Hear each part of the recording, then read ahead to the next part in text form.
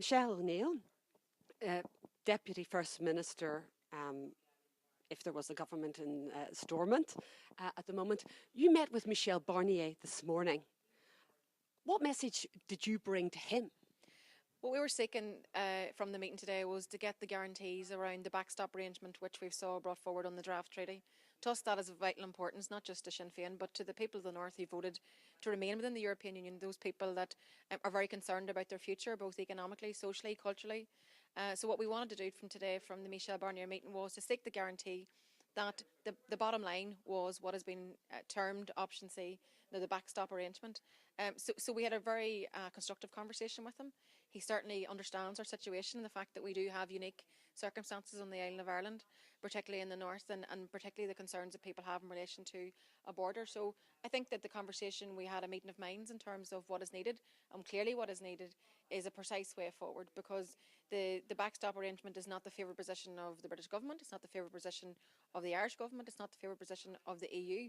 So there needs to be a bespoke then special circumstance case made, and to date the British government have failed to do that. They brought about the situation of Brexit, but yet at this point they have still failed to bring forward a workable, precise solution that people can actually grab onto. Theresa May made her speech on Friday. Like you say, she wasn't very precise. We've heard about it, Northern Ireland in general terms, that there would be no hard border. These assertions, and then she referred back to what was called the magical solutions that were proposed last summer. Do you have any idea, are the British government or the Secretary of State in Northern Ireland in contact with you about what these specific solutions will be? I think what we saw last week in Theresa May's speech was the fact that she rehashed things that had been said before. She was trying to satisfy her own party and the discontent that there are within the Tory party. What we saw was a rehash of statements that were made last August in relation to the border, and at that time they were unacceptable to the EU, and today they're still unacceptable to the EU. So I think that people can be forgiven for being disappointed last week on the back of the Theresa May approach, because it offered us no new way forward, no concrete plan, no proposal, and I think that's disappointing at this stage of a negotiation. So this is a time for action, and I think that after last week's discussions between, you've seen the different commentary from the EU, from Michel Barnier himself, that what we need now is action, and that's what we asked from Michel Barnier this morning, that they remain true to the backstop position, but also we want to hear about how they're going to engage with the British government on the way forward. Last year, Martin McGuinness and Arlene Foster were working quite closely together on this. They wrote a letter to Theresa May saying that they wanted a specific solution. They outlined a number of areas where they had common views. We don't have that cooperation at the moment. What would you hope Arlene Foster will say when she meets Michel Barnier tomorrow?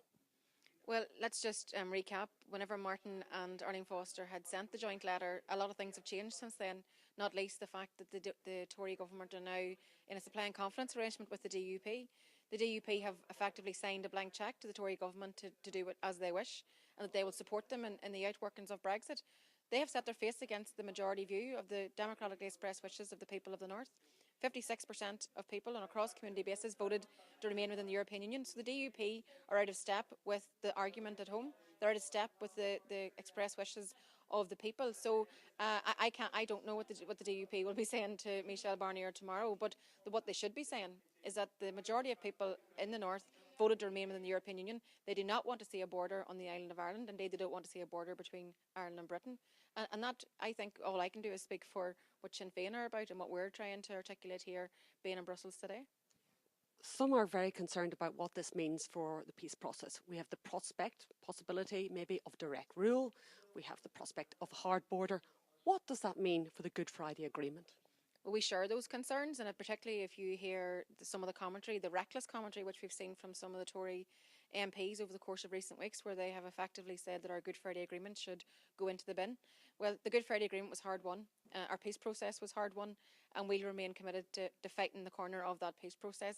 As in fact, I believe the EU member states here understand that's why we do have recognition of the Good Friday Agreement and the need for its protection in all its parts. So to those people that say it's time for throwing the Good Friday Agreement in the bin, we say to them that they don't have an understanding, or they are not in tune with what is actually happening on the island of Ireland.